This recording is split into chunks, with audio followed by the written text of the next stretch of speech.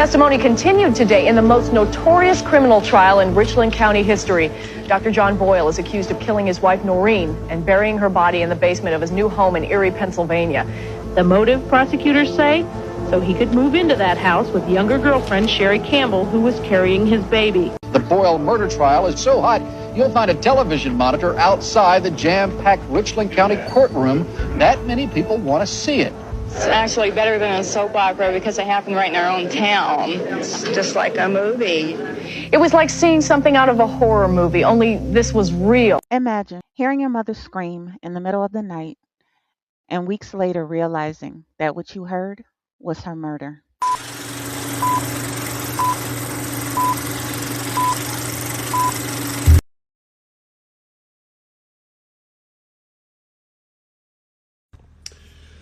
I'm going to tell you guys about the time that I heard my father murder my mother. So I was 11 years old, and it was New Year's Eve, 1989. I woke up in the middle of the night to, I believe it was like a scream. And I thought maybe it was from my sister. It startled me. Obviously, I'd never been woken up with a scream before. And I then heard these two like really loud thuds happen. They were about like 45 seconds apart. It sounded like it was enough to like terrify me. And I heard like this muttering, like this.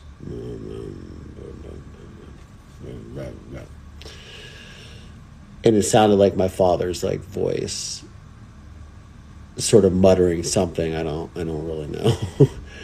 And then there was like probably like what seemed like a long eternity of a pause. I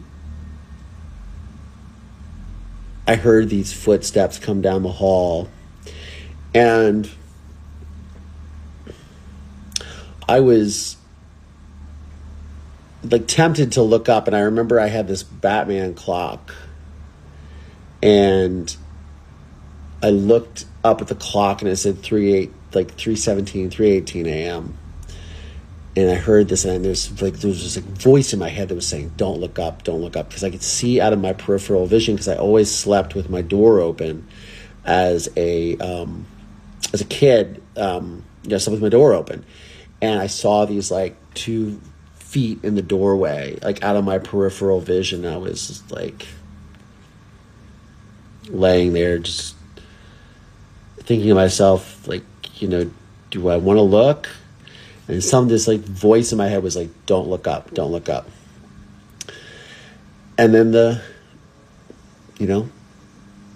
feet were there for a minute, and I was sort of going back and forth on what to do. And then I think they went away. I heard them walk away. Yeah. That part is terrifying because he was just a child trying to figure out if pretending to be asleep would save his life. So the next morning when I woke up, I ran into my mother's bedroom, and my sister was laying on the bed. My sister she was adopted from Taiwan probably June of that year, so about 6 months before. And I was rummaging through the sheets. She was still asleep. I was rummaging through the sheets, like looking for blood. Like that was my first instinct, looking for blood. I didn't see anything, but the sheets were very disturbed, and not all the sheets were there. Like my mother's comforter was missing. The pillows were kind of out of whack. But I went downstairs, and my father was sitting on the couch, and he had just taken a shower. He was wrapped in like a towel, a towel around his waist. And I said to him, I looked at him straight in the eye. I said, "Where is my mother? Where is my mother?" And my father very calmly looked up at me and he said, "Well, Collier, Mommy took a little vacation." And I knew right then and there it was that she was gone. My father then went into this whole story about how my mother had come downstairs and he was asleep. He said he was asleep on the couch. My mother had come downstairs and started yelling at him and started saying, so my father had a girlfriend, which I had found out 6 months before this, and 5 months before this. My father had, my father had this girlfriend. I guess she was pregnant, but I didn't know this, and my mother did apparently. But my father said my mother came down and was yelling at him, and she threw credit cards at him, and then they got into an argument, and then this is like in the middle of New Year's Eve in Ohio, freezing cold outside. She walked outside to the end of our driveway and got in this car that was waiting for her. And then my father started going into this whole sort of explanation of like, oh, what could have happened? Where did she go? Who was the person that she went with? It was very bizarre, but I'm going to continue this. So then what happened is my father says to me as I'm standing there, knowing that he's lying to me, he says, "We're not going to call the police. We're not going to call the FBI." And I remember thinking, I live in this small town called Mansfield, Ohio. Why would we call the FBI? What is the FBI going to have to do with this? And he goes into this whole thing, and then we start brainstorming. He says, "Well, where do you think Mommy could have gone, Collier?" I'm thinking to myself, well, I think she's dead, but I didn't say that. Because my father was 6'3", 220 pounds, and I was 11 years old, asthmatic, and probably 4 foot. I don't know. It's much smaller. And I said, I don't know, Toronto? Because my mother wanted to take me to Toronto at that time to go like on a shopping trip, and she just really wanted to go to Toronto. For whatever reason, my mother wanted to go to Toronto. And he goes, "Oh, yeah, that's it. She's probably in Toronto." And then we started brainstorming like, oh, maybe she went to Washington, D.C. on a shopping trip or something. It was this very weird thing. And so my father, he was moving his practice to Erie, Pennsylvania. So he left. My father left the house. He left me with my sister, who I pulled aside. I was asking my sister, like what happened? She's like, I don't know. You know, she was 3 at the time. And she, and he left me with my sister and his mother, my grandmother, who was really close to my mom, which is really ironic. And then she was saying, you know, your father said we can't call the police, we can't do this. And so what I did is I ran upstairs, and I had this little like Garfield doll, which I have somewhere, I think. It was a Santa Garfield, and I put phone numbers in the Garfield hat of my mom's friends, and I called them and I told them what happened, and I said, you need to call the police. And then the police came. So the police show up at my house, responding to the call from my mother's friends. And my grandmother, who is my father's mother, who was very close to my mother, which is really odd, she starts going apeshit. And she says, you can't come in the house, blah, blah, blah. But I let them in. And my grandmother is yelling at me, like, why is he accusing me? Why did you call the police? Why did you call the police? And she starts calling my father, who had a cell phone at the time, which is very rare. But so I lead the the police and my grandmother's right there behind me, and we're walking through the house, and like, what are they doing? What are they doing? Where are you taking them, Collier? And I take them upstairs. I show them everything, and I can't really talk to them at all because my grandmother's right behind me. So I can't say, like, I heard these thuds in the middle of the night. I heard a scream. My father was denying that, you know, any of this happened. Like, my grandmother's interjecting, saying, oh, they were going through a divorce. She just left. She did this. And I take one of the officers, like, because there's two of them, obviously, and I say, hey, man, I don't trust my father as far as I can throw him.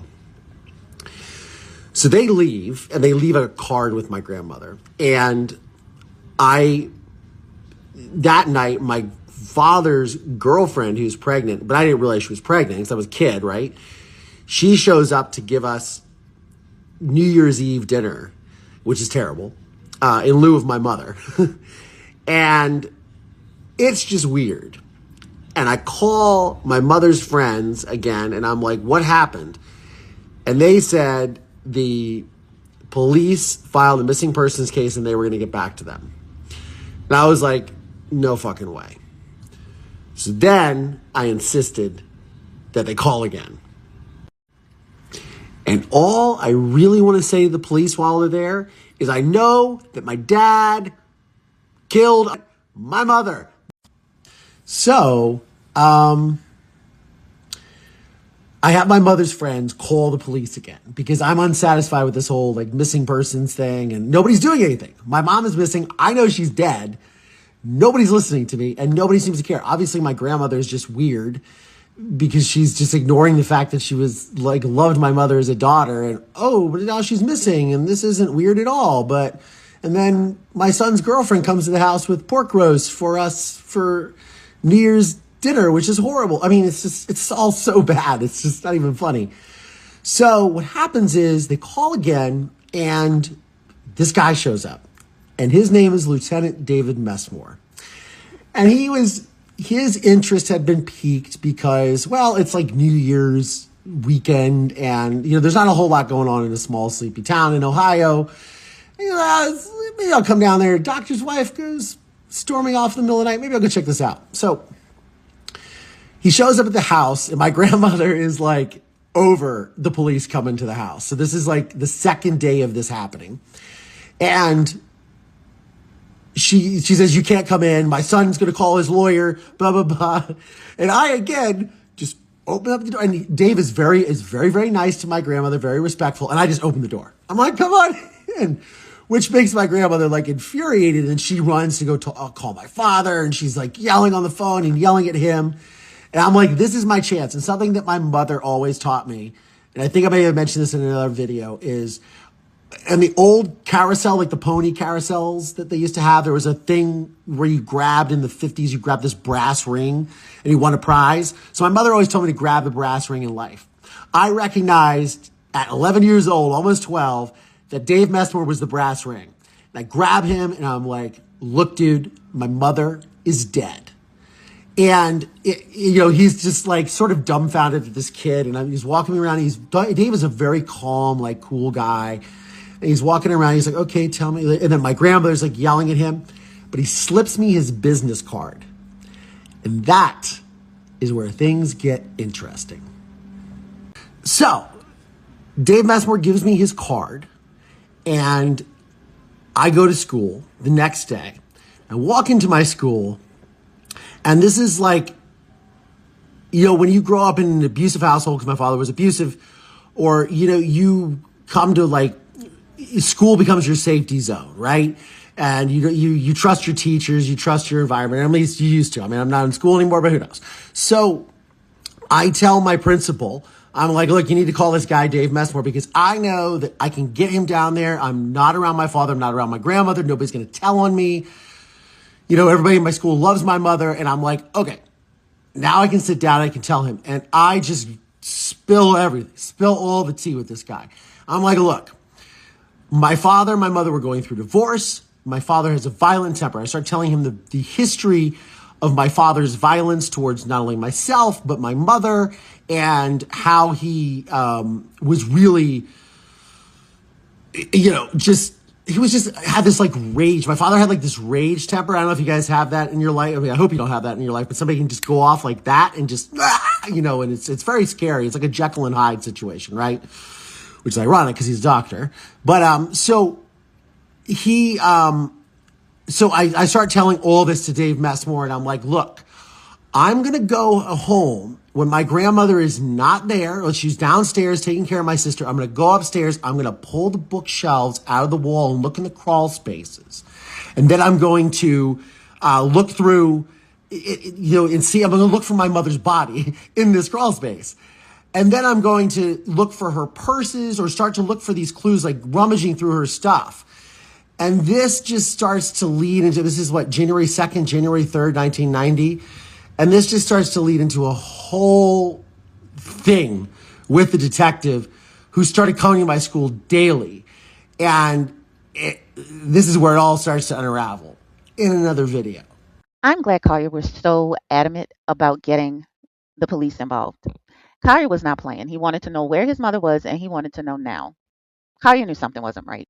And I'm glad that he had the presence of mind in such a horrible and daunting situation to say, you know what, something is absolutely not right, and I'm not going to rest until I get some assistance finding out exactly what's going on. So I'm having the police officer, Dave Messmore, come to my school, and we're talking about, I'm telling him, I am going to go and pull the bookshelves out and look in the crawl space for my mother's body and all this crazy stuff, right? And what started happening is my father had his pregnant girlfriend come over and, like I said, bring us a New Year's Eve dinner, which was horrible, in lieu of my mom. And I'm thinking to myself, what are we playing family here while my mother is missing? And then what starts to happen is Messmore keeps wanting to come to the house and talk to my father, but my father has his lawyer, his divorce lawyer there, and they start posting these signs saying, we're not talking to the police. We're not interested in speaking with you. Their couple is going through divorce. This is a private matter, blah, blah, blah. And I basically am telling Messmore at school the other side of this and the conversations that my father is having with his divorce attorney, like trying to explain why my mother is not there, which I'm eavesdropping in these conversations that are happening in our dining room while my father comes home every night, where he clearly is in Erie, Pennsylvania during the day. So I'm sharing all this info with Dave, and I'm also, at the same time, my father is having this like really weird shift. And my father was really into like these violent movies, like, so at the time, like Predator had come out and things like that, and like Commando. And I remember my father watching these movies being like, they're so tough and so tough. Well, what's happened is my father is slowly transformed into like this, why are you playing violent video games? Because I was playing Contra, if you guys remember that, on the Nintendo, and Double Dragon, because I wanted the game Double Dragon for my new Nintendo. And he's like, that's a fighting game. That's so violent. I don't understand this. And I'm like, dude, you're like the king of violent movies and talk, and your behavior is violent. And all of a sudden now, after my mother is missing, you're having this, oh, those are too violent for you to participate in. I'm like, So, my dad starts getting super weird, and he's all concerned about like, oh, is this violent? What are you watching on television? What is this video game you're playing? Is this violent? Oh, this is super violent, which is very odd behavior for him. But then it gets stranger. So my father keeps coming home like late at night, from Erie, Pennsylvania, where he says he is. And he begins to like ask me to rub Bengay, which is like an ointment for muscle soreness, on his shoulders, because he's so tired. He was working out and he was moving stuff into the office, moving stuff for sure. And like concrete or like a body, I don't know. And I started to notice like he's got these like really heavy like nicks on his hand, like, which was very odd because I never saw my father's hands like have like major scratches or nicks on them. He always had very well kept hands. So that was really weird. So again, I tell Dave Messmore, the police detective who is coming to my school and talking to me every day as I'm giving all these clues to him. I'm like, my father came home and he was really tired and really sore from doing something. And so again, this like slowly starts to sort of unravel. And on top of the fact that my father is having his lawyers post these signs outside the house and saying, we do not want to talk to the police. We have no comment. This is a private matter. Meanwhile, my mother is missing, and he's completely like, I don't know where she is, but he doesn't even want to say that to the police because he doesn't want to talk to them. Kind of interesting. So we have my father, who has always had a proclivity towards violent movies and things of that nature, concerned about me, what I'm watching. I mean, he had me watching Die Hard and Commando and Rambo growing up, and now is all of a sudden anti-violence. On top of that, he's being prevaricative with answering any questions from the police about his missing wife, right? And he has his lawyers posting these signs outside the house saying the family has no public comment, does not want to talk to anybody. Nobody to this house is to talk to anyone, any member of the police or the press. On top of that, he's using my grandmother as a shield, right? My 70-some-year-old grandmother, his mother, as a shield from the police. So my father, this is like around the middle of January 1990. My mother had been missing now for about 15, 16, 17 days-ish, right? So January 16th, 17th. And what happened is my father says, hey, I want you to come to my office with me to go get some paperwork. So we drive to his office. He gets some paperwork. This is like late at night, like around like 8, 9 o'clock, right? I mean, not late, but late for a little kid, right? And we go to the office, whatever, and I'm super freaked out about my father now. Like, I'm just like thinking to myself, he knows I'm talking to the police. He knows I'm talking to David Messmore, the detective, all this stuff. Because remember, he had me rub that Ben Gay on him because he was sore from moving things in Erie. Anyways, so we stop at a gas station on the way back home. And after he pumps the gas, he goes inside to pay for it. He's in there talking. And as soon as I see him going in, I'm looking over through the window, and I start rummaging through the car, and I open up the center console in his truck, and I find 2 Polaroid photographs. One is of a house, and the second is of his girlfriend and her 2 children sitting in front of a fireplace that is covered in plastic. And I thought to myself, this looks like a new fireplace. This is weird. I've never seen this house before. And then I knew I had something. Okay, so I've got the picture of the house. I've got the picture of the mistress with her 2 kids in front of the fireplace that's wrapped in plastic, all right? And my father is in the gas station, and now he's coming out, and I'm like, oh, shit. I have to put them back in the little cubby hole, and I'm just like, I got to remember this house. I got to remember the girlfriend. I got to, like, file all this stuff because I'm getting ready to go to school the next morning. My dad comes back, and he gets in the car, and I'm just like, or whatever I'm whistling, and I'm 11 years old at the time. My dad... And like my mind in this little kid that I'm at, it's like, okay, my mom's missing. I think I fucking found where she could possibly be because it was so bizarre. And all this is running through my mind. And my father's like talking in the car about God knows what, probably even talking about, oh, your mom is like, oh, I wonder where mommy is. I wonder when mommy's going to come back. And I'm, because he's a psycho. And all I can think about is I need to tell the police this. Like, I cannot wait to get up and go to school tomorrow and call and get Officer Detective Messmore to the school so I can tell him about this fucking house and the fucking fireplace. I don't sleep a wink that night. I get up, I go to school, I tell my principal, get Dave Messmore here to the school. And I tell him, look, Dave, I found this picture of this house and then another Polaroid, because they're both Polaroid. So it makes sense, right? And then Sherry, the girlfriend, mistress with her 2 children in front of this fireplace that's wrapped in plastic. I'm like, this is super weird. I think it's like a new house. I've never seen a picture of this house before. And I'm freaking out. I'm telling him like, my dad was right there. And now I am literally just like, this could be the one piece. And I'm like, Dave, this could be the one. And he's just kind of like, yeah, this is really super interesting. And it's just like, and this is the middle of January. This is like January 15th or 16th or something. My mother had been missing for a little over 2 weeks now. And it's just, it's like now all coming together in my head, and I'm like, oh my God, like, is this happening?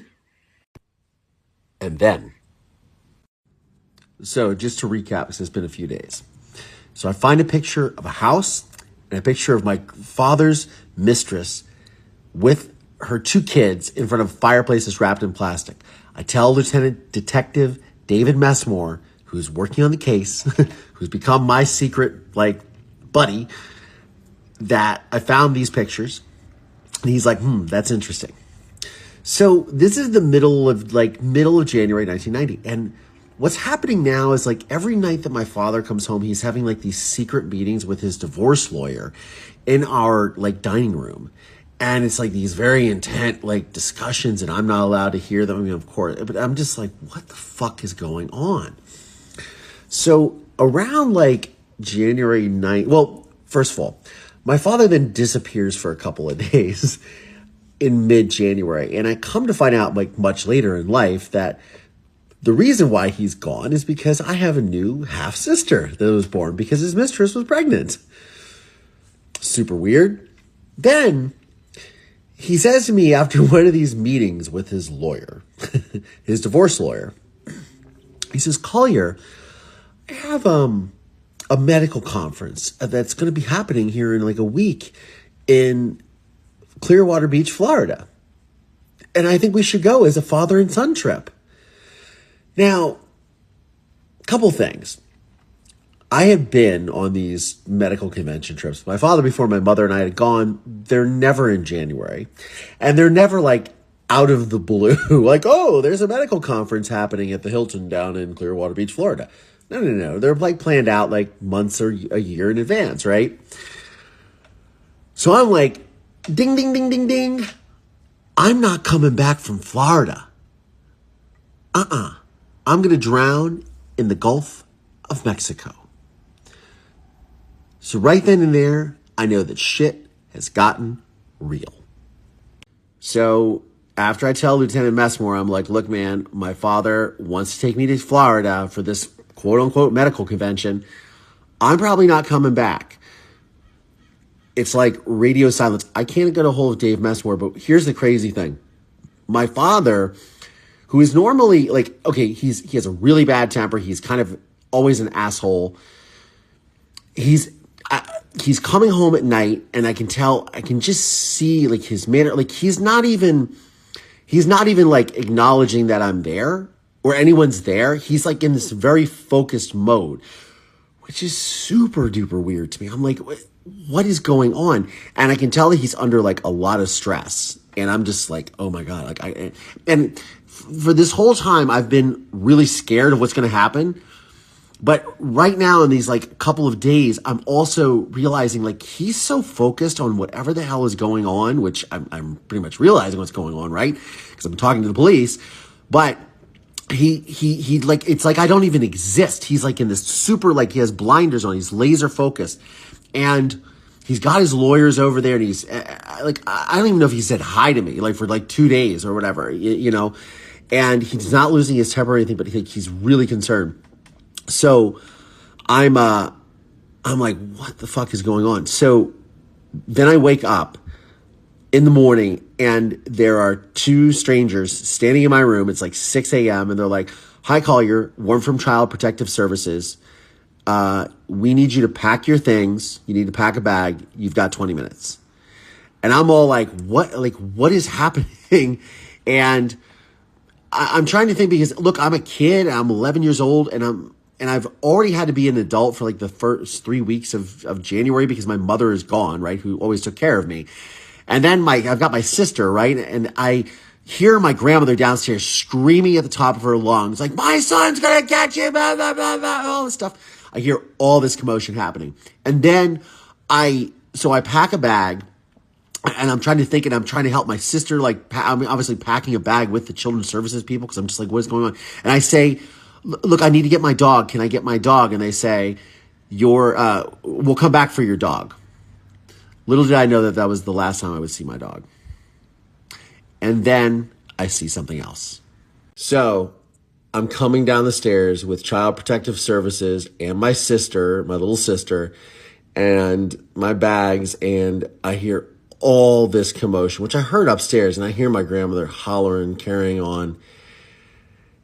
And as I look, my entire house is flooded with police officers and all of these men and women in like white lab coats carrying charts, gadgets, monitoring things. I don't know. There's somebody with like this thing that looks like a floor sweeper that you would like use to like polish the parquet in like a basketball court, like a gymnasium, like combing over the floor, making all this because like they're looking for like a body, right? I mean, this is like the shit has literally now officially hit the fan. Like, okay, they are in full on pursuit of my father and they're looking for my mother. I mean, it's like, I mean, this shit was bonkers, man. I mean, as I talk about it, it's so surreal because once you get older, you're thinking like, okay, you see this shit on CSI, right? You don't see that back. Like, you don't, I mean, now kids, I guess, see that, but I've never seen anything like that before. It was like a surreal full on movie. And my grandmother is like, she's furious. She's calling for my father. He's not answering the phone. I mean, of course he's not answering the phone. He's probably scared shitless. And, Child Protective Services like walks me out. My grandmother's holding onto my dog. For those of you that remember the last video, like this is the last time that I saw my dog. I didn't even get to say goodbye. And they take me to a car and they're just like, and I'm like, where are we going? Am I going to school? And they're like, no, you're not going to school today. And I realize like a little kid is sometimes like, oh, I don't have to go to school today. But this is not like a fun, I don't get to go to school, like it's a snow day type thing. And they took me to my principal's house where I was going to hang out for, I don't know, a few hours, I thought. They were like, we're just going to stay here for a couple of hours and wait till we hear something. And then I heard something. So here's the thing. As I'm sitting there in my principal's house, waiting for God knows what, I'm like thinking about the events of the last 3 previous weeks since my mother disappeared. And I remember something that my mother said to me in November, so a few months before that. We were driving on a road in Mansfield, Ohio called Hanley Road, going to Bob Evans for dinner after school. Because my mom liked to go to Bob Evans sometimes when she didn't like to cook. And my mother says to me in the car, she says, Collier, if I ever leave you, I want you to know that your father had me killed. I would never leave you.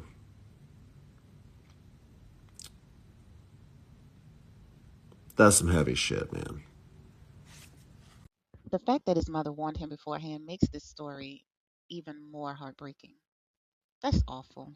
So quick recap, part 15. I'm removed from my house while the crime lab is coming in with my sister. We're taken by Child Protective Services. I don't get to take my dog. We're taken to my principal's house and they're like, we're going to wait here until we hear something. And then I hear something. And that's a woman that comes through the doorway and she sits down and she says, hi, Collier. My name is Karen Jordan and I'm going to be your caseworker. And I don't know what a caseworker is, but I do know that it's not good when you have a caseworker. And she starts very gingerly trying to explain to me what's going on and why I'm at this place and not in school is because she's basically alluding to the fact that my father is on the run, they can't find him, and police are looking for him, and some shit's about to go down. And I'm looking over at my sister while she's talking to me. Her voice just sort of fades in the background, and I'm looking at my sister, and I'm watching her play with these blocks on the floor because she's 3 years old, right? But I'm realizing at that moment that I'm feeling something that I've never felt before. And what that is is I don't know what in the fuck is going to happen with my life. And look, everything that was leading up to this was, obviously weirdness in my house and with my father and the marks on his hands and the aches and my grandmother, the way that my father was behaving and being so prevaricative about everything with the police and all the clues that I'm finding that I'm working. But the fact is I was still in my house. I was still in a place that was familiar to me, where I had memories of my mother and my family, and I had my dog, and I had all of these things so I felt like I still had this little bit of stability. And now I had none of that. And I'm looking over at my sister and I'm realizing that it might just be us from now on. And I can't really explain how that feels. And I know some of you watch this, you probably feel you felt this in your life, but it's not a great feeling. And I can just feel as this woman is telling me this, and I'm literally like, I think, I know, because I know what I heard and I know what's happening now, and it's happening so fast. And I'm like, my life is, as I've known it, is over. And that's a really hard pill to swallow. And then I get sick. So that night, I had the worst asthma attack of my life. I literally thought I was going to die. And so in the morning, they took me to the hospital. And I remember they rushed me past this honor box, which was like a newspaper box, for those of you who remember this. And I went in the room and I took a breathing treatment from a doctor, a friend of the family, and it stabilized me. And I remember, after I could breathe,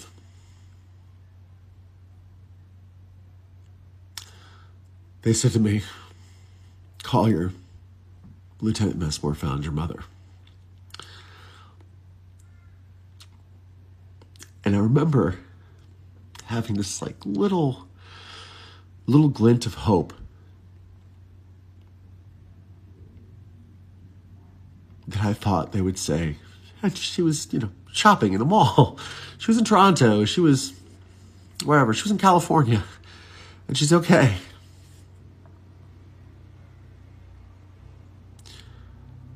But instead they said, and she was dead.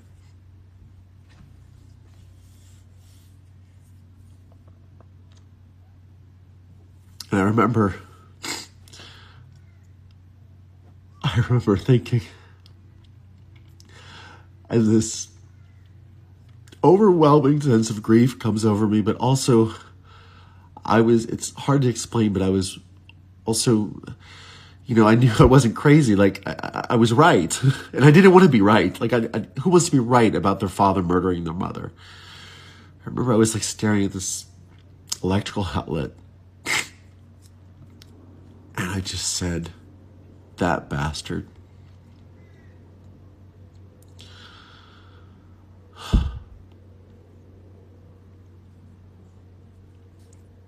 And I didn't know what was going to happen in my life.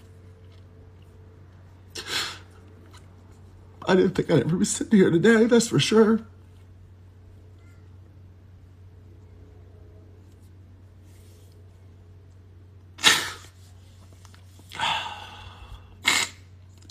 I'm proof that you guys can make it through anything.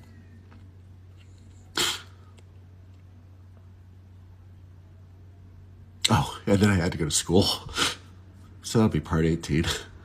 The fact that she was hidden in the basement of the house he planned to move into with some other woman is genuinely chilling. Clearly, psychopath material. So I leave the hospital and I go to school. And that day we were doing our Chinese New Year celebration in our gymnasium. And ironically, my mother was in charge of that. But since she had been missing for 25 days, she wasn't really obviously working on it. So I go into the school, into the gymnasium. And they're trying to have this there's music and there's like these dancers doing stuff with like streamers. Everybody is just, they're either crying, they're quiet, they're hugging each other. They are just sitting there in disbelief. I mean, I'm talking kids, parents, teachers, everyone. And I come in the gymnasium and everybody's just looking at me. And everybody's in tears. And I go and I sit with my classmates who are also just like, what do we say? And here's the thing that was really touching, but also just really sad for everyone, is my mother was my mother, right? But my mother's connection with other people in my school, in the community, other kids that she would take, out to eat after school because they had single parents, single moms or whatever, and she would like look after them with me. They were all affected by this. And everybody was just devastated. And there was a guidance counselor that was there. You got to be fucking kidding me. A few years before that, my mother's mother had passed. So my grandmother, but my mother's mother. And I remember being at the funeral in Baltimore, and my mom said to me, Collier, you have to be strong now for Pop-Pop, who is my mother's father, who she was extremely close to, who I was extremely close to. And she was telling me to be strong for him and not to cry. Now, I don't know if that's a thing, a mother telling a son that, but I remember her saying, you have to be strong for him because he was a wreck. And I just remember sitting there going, I need to be strong for everyone. And there happened to be a guidance counselor that was there at the school. And it wasn't part of our, I didn't see a guidance counselor when I was in, when I was in 5th grade, 6th grade. I didn't see a guidance counselor then. But we had one that was working in the school. And obviously, with all this happening, he was talking to the kids and parents and teachers because everybody's just completely devastated. And I remember sitting down with him. And the thing is that I didn't remember him until I made A Murder in Mansfield, my film. But his name was Dr. Dennis Maricus. And I walked into the principal's office to talk to Dr. Dennis Maricus. So I walk into my principal's office to meet with Dr. Maricus. Now, mind you, at this point, first of all, I'm in a complete daze. I'm in a complete daze. There's so many things flashing through my head. They're coming. The thoughts are coming so fast and furious that I have no idea what's going on. But all I can remember is like my mother saying, be strong. So I'm trying to be strong, and I'm trying to be this like strong little 11-year-old that has, just lost his mother and is losing his father and has lost his whole world. And mind you, I have never been to therapy before. I didn't see, even when my parents were going through this, divorce, I never saw, a therapist or a counselor or anything. And I know that's, standard, but I never saw, a therapist and talked about these things, what I was going through.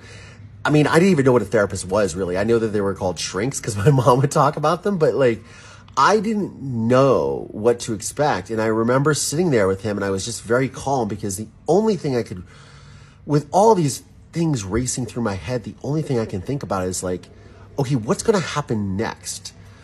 And it was what's going to happen with me? What's going to happen with my sister? But what's going to happen with my dad? What do I have to do to make sure that this guy, because I was obviously really fucking angry. What do I have to do to make sure that this guy goes away forever? That this guy doesn't get away with this. He pays the consequence for his actions, right? And I just remember, and he was obviously talking to a soon to be 12-year-old kid who just lost his mother and his father and his whole life. And I'm just thinking he's what do you want, Collier? And I remember saying to him, I think I want a DeLorean. Now, as in DeLorean, Back to the Future, Doc Brown's time machine DeLorean. Because I just wanted to go back in time.